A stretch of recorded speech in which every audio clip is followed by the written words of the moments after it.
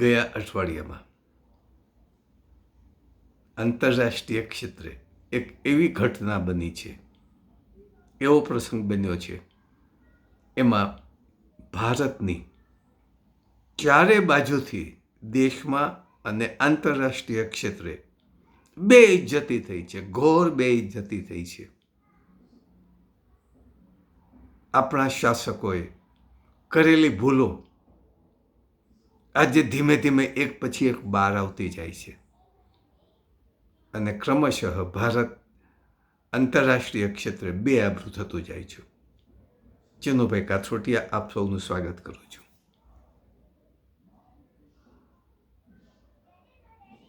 અમેરિકાનું એરફોર્સનું વિમાન ભારતના 270 વ્યક્તિઓને, 270 સિટીઝનોને યુદ્ધ કેદીઓની માફક હાથમાં બેડી પહેરાવીને અમૃતસરમાં ઉતર્યું અને છોડી ગયું. 270 નાગરિકોની વાપસી કરી, ઘર વાપસી કરી. એ જ રીતે મેક્સિકોની પણ કરી. મેક્સિકો અને ભારત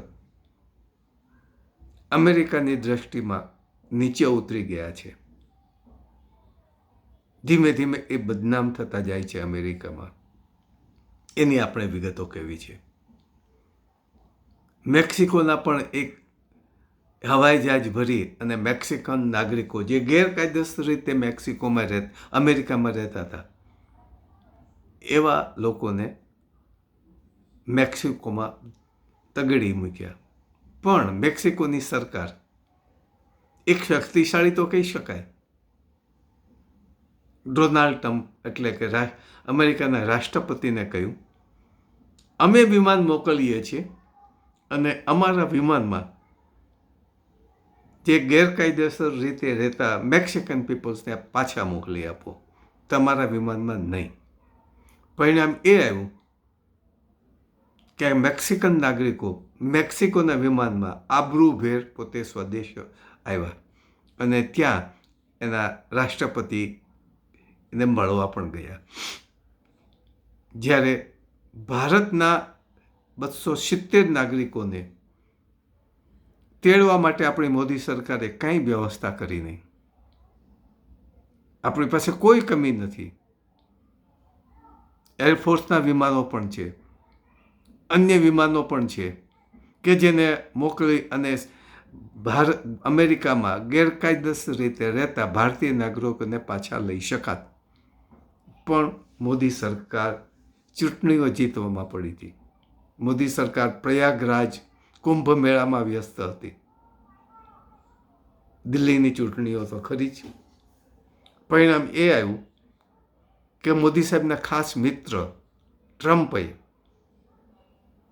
એટલે કે અમેરિકન રાષ્ટ્રપતિએ કોઈ વ્યવસ્થાના અભાવે અમેરિકાના એરફોર્સ વિમાનમાં ભારતીય નાગરિકો જે ગેરકાયદેસર વસાહત કરતા હતા એને હાથકડી પહેરાવીને આપણા અમૃતસરમાં ઉતરાણ કર્યું અને ભારતને સોંપ્યા. વિચારો, મેક્સિકોના રાષ્ટ્રપતિ સારા કહેવાય કે પછી આપણા ભારતના વડાપ્રધાનને સારા કહેવાય? તમે નક્કી કરો. હવે આ પ્રશ્ન અહીંથી અટકતો નથી. અમેરિકામાં ભારત અને મેક્સિકો બે દેશના સિટીઝનો દિન પ્રતિદિન બેઆબરૂ થતા જાય છે. ભારતીય નાગરિકો ઉપરથી વિશ્વાસ પણ ઉઠતો જશે. એનો એવો પ્રસંગ બન્યો છે કે ગઈકાલ કે પરમ દિવસના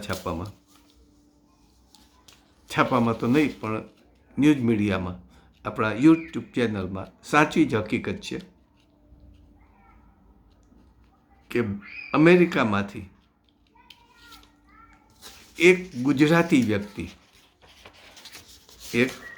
ગુજરાતી વ્યક્તિ જે ડ્રગનો સપ્લાયર છે અને ગુજરાતમાં સુરતમાં એની દવાઓ બનાવતી એક કારખાનું પણ છે, એવો ભાવેશ લાઠિયા નામની વ્યક્તિની અમેરિકન સરકારે ધરપકડ કરી. અને ધરપકડ એટલા માટે કરી કે ભારતમાંથી બનતી ડ્રગ્સ અમેરિકામાં એ સપ્લાય કરતો હતો અને એનું નેટવર્ક ગોઠવાયેલું હતું. આ બધા ડ્રગ્સે અમેરિકાના ઘણા લોકોનું મૃત્યુ પામ્યા છે. આ ડ્રગ્સ લેવાથી અમેરિકાના ઘણા લોકો મૃત્યુ પામ્યા છે. અને એ પણ અવૈધ રીતે અમેરિકામાં ભારતની ખૂબ મોટા પ્રમાણમાં દવાઓ એક્સપોર્ટ થાય છે. અને એ દવાઓ મોટાભાગની અંકલેશ્વર ખાતે ફાર્માસ્યુટિકલ્સ કંપનીમાં થાય છે. ગુજરાત એ ઇન્ડિયાનું 1/3 ફાર્માસ્યુટિકલ કંપનીનો હબ ગણાય છે. અમદાવાદ, બરોડાથી માંડી સુરત અને અંકલેશ્વર સુધીનો પટ્ટો કે જ્યાં મોટામાં મોટી ફાર્માસ્યુટિકલ્સ કંપનીઓ છે અને એની બનતી દવાઓ અમેરિકા અને યુરોપમાં ખૂબ જ મોટા પાયા પર નિકાસ થાય છે. અને આ બધી કંપનીઓનું રો મટીરિયલ ચીનથી આવે છે. એમાંથી ઘણી કંપનીઓને અમેરિકન સરકારે મંજૂરી પણ આપી છે, યુરોપના દેશોએ મંજૂરી આપી છે. પણ આવા મંજૂરીના કારણે જે ઘણી દવાઓ ગેરકાયદેસર ત્યાં પહોંચી ગઈ છે, જેમાં નશીલા પદાર્થો પુષ્કળ પ્રમાણમાં છે. ભારતમાં એટલે કે ગુજરાતમાં અંકલેશ્વર પાસે અને સુરતમાં અને ઇવન અમદાવાદમાં પણ એવી ફાર્માસ્યુટિકલ્સ કંપનીઓ છે કે ચીનથી ખૂબ જ ઝેરી રસાયણ મગાવી એની ઉપર પ્રોસેસ કરી અને દવાઓ સાથે મિશ્રણ કરે છે અને જુદા જુદા નામ આપી અને યુરોપ અને અમેરિકામાં એનું વેચાણ કરે છે.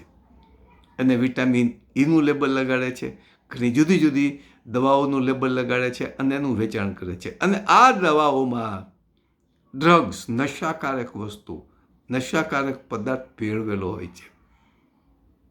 પરિણામે અમેરિકન યુવા પેઢી એ નશાની બંધાણી થતી જાય છે. આ ઘણા સમયથી આપણે ત્યાં ચાલે છે. ભારતમાં પણ પકડાય છે, ગુજરાતમાં પણ પકડાય છે અને ભારતમાં પણ પકડાય છે. છતાં ભાજપ સરકાર કંઈ પણ એની સામે પગલાં લીધા નથી.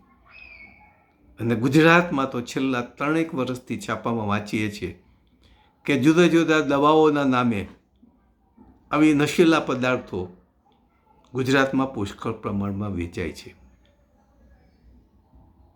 તાજેતરમાં દિલ્હી અને પાણીપત ત્યાં 25,000 કરોડ અને 12,500 કરોડની આવી દવાઓ પકડાણી, એટલે ડ્રગ્સ પકડાણા,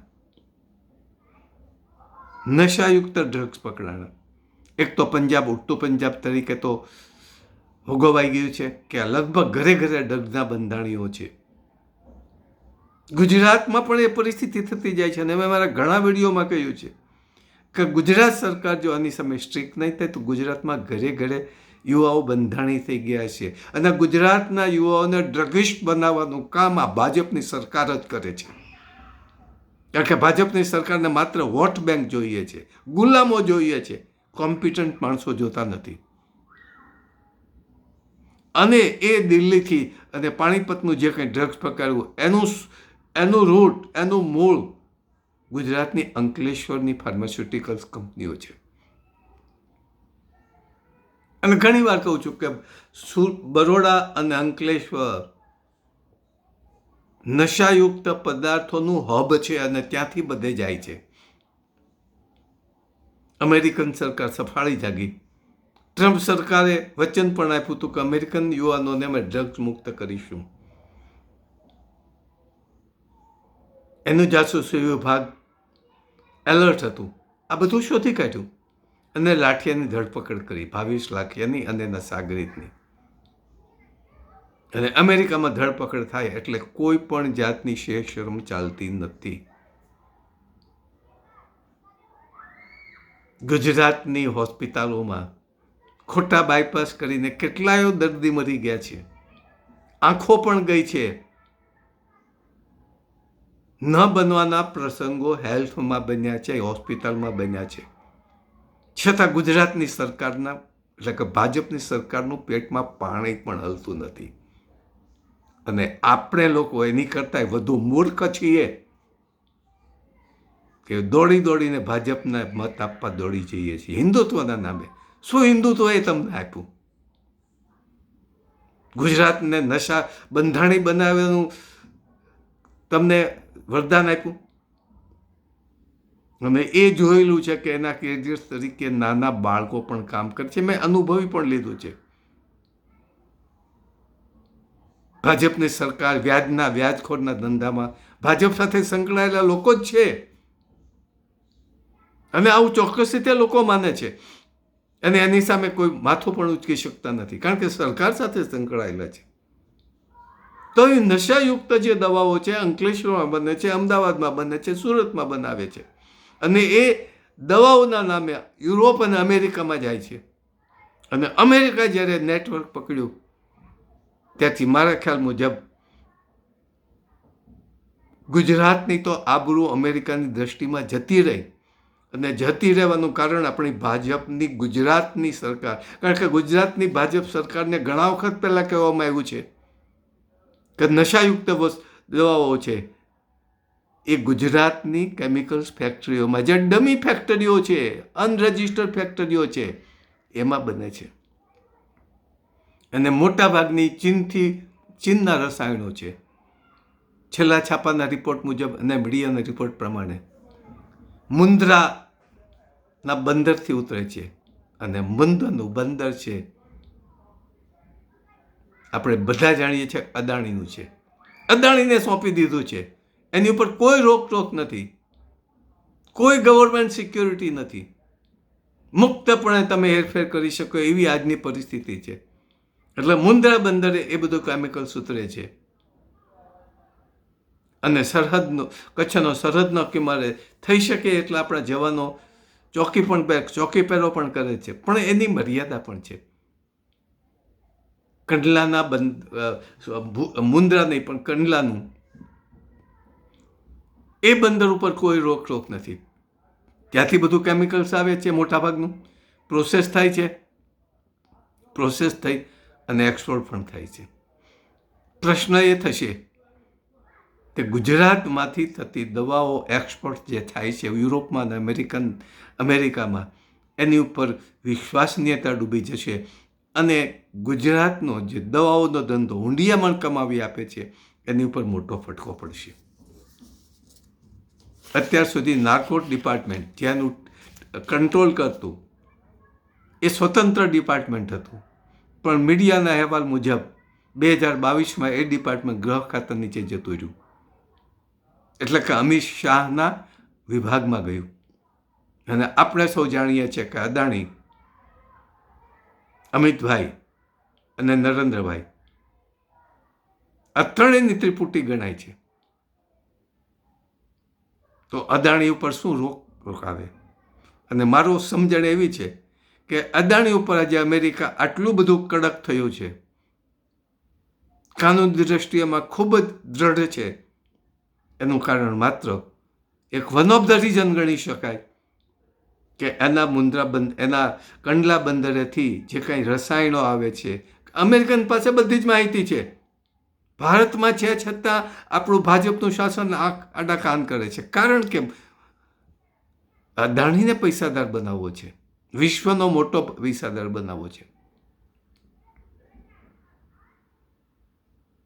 પરિણામે ભાજપ સરકારે એટલે કે મોદી અને ગુજરાતની ભાજપ સરકારે આપણને શરમજનક હાલતમાં મૂકી દીધા છે. અને એટલું જ નહીં, પણ હમણાં જ એક સેશન કોર્ટના જજે જે ડ્રગના આરોપીને પકડ્યા હતા અને મારા ખ્યાલ પ્રમાણે 14 વર્ષની સખત સજા કરી. અને એની સાથે એને નીચે ટાંક્યું પણ ખરું કે આ જ પરિસ્થિતિ જો ભારતમાં રહેશે તો ભારતમાં દરેક ઘરે ડ્રગ્સના બંધાણી હશે. આ સેશન કોર્ટના જજના વાક્યો છે, મારા વાક્યો નથી. સરકારની જો આવી ઢીલી નીતિ રહેશે તો આ જ પરિસ્થિતિ આવશે. મિત્રનું ઓબ્ઝર્વેશન, જજનું ઓબ્ઝર્વેશન બહુ સાચું છે. જજ સાહેબે બહુ સાચી ટકોર કરી છે. પણ એ ટકોર સાંભળવામાં કે વાંચવામાં ભાજપના શાસકોને કોઈ રસ નથી.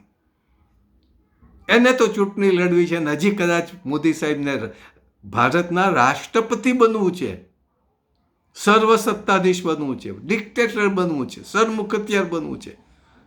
અને ભારતના હિન્દુત્વના નામે પ્રજાની પાછળ ગાંડી પણ છે. આજની તારીખમાં ગાંડી છે. ભણેલા નાગરિકો પણ ગાંડા છે એની પાછળ હિન્દુત્વના નામે. અને એટલું બધું ઝેર લોકોના મગજમાં ઘુસાડી દીધું છે કે જે મોદી ન હોત તો મુસલમાનો હિન્દુઓને જીવવા ન દે.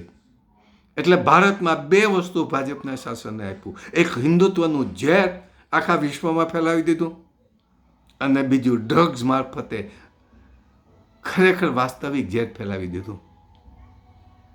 દુનિયા આ બધું જ વિશ્વ આંતરરાષ્ટ્રીય ક્ષેત્રે આ બધું સમજે છે. એક પછી એક હવે જેવા પગલાં અમેરિકા લેશે એવા યુરોપના દેશો પણ લેશે. વિશ્વગુરુ બનવાની ખ્વાહિશ ધરાવતા નરેન્દ્રભાઈ વિશ્વગુરુ તો શું પણ ભારતનો ગુરુ પણ બની નહીં શકે. છતાં આ હિન્દુત્વની ઘેલછાવાળી લોકો જેમ યોગ ગુરુ બનાવ્યા છે એવી રીતે એને વિશ્વગુરુનું લેબલ આપશે. ભલે ગુજરાતના ભારતના પણ ગુરુ બની ન શકે, છતાં એને એના પ્રશંસકો, એના ભક્તો, મોદી ભક્તો, ભગવા કપડાવાળા લોકો એને વિશ્વગુરુનું બિરુદ આપી દેશે. અને એની પબ્લિસિટી, એનો સ્ટન્ટ, એનો મીડિયા કરશે. ભારતના 75 વર્ષની લોકશાહીની આ પરિસ્થિતિ હોય તો આ દેશ લોકશાહીને લાયક છે ખરો? દેશ નહીં પણ દેશની જનતા બીવે છે. હજી બીક પેઠી નથી તો 5% મુસલમાનોથી બીવે એવી સ્વાભાવિક છે, બીવું જ જોઈએ. ખુલ્લી રીતે જો બહાર આવી શકતા ન હોય, તમારા બાળકો માટે આવી ન શકતા હો, તમારા કુટુંબ માટે આવી ન શકતા હોય ને ત્યાં સુધી તમે ભીરુઓ તો તમને કોઈ ભગવાન પણ બચાવી ન શકે, અને બચશો પણ નહીં.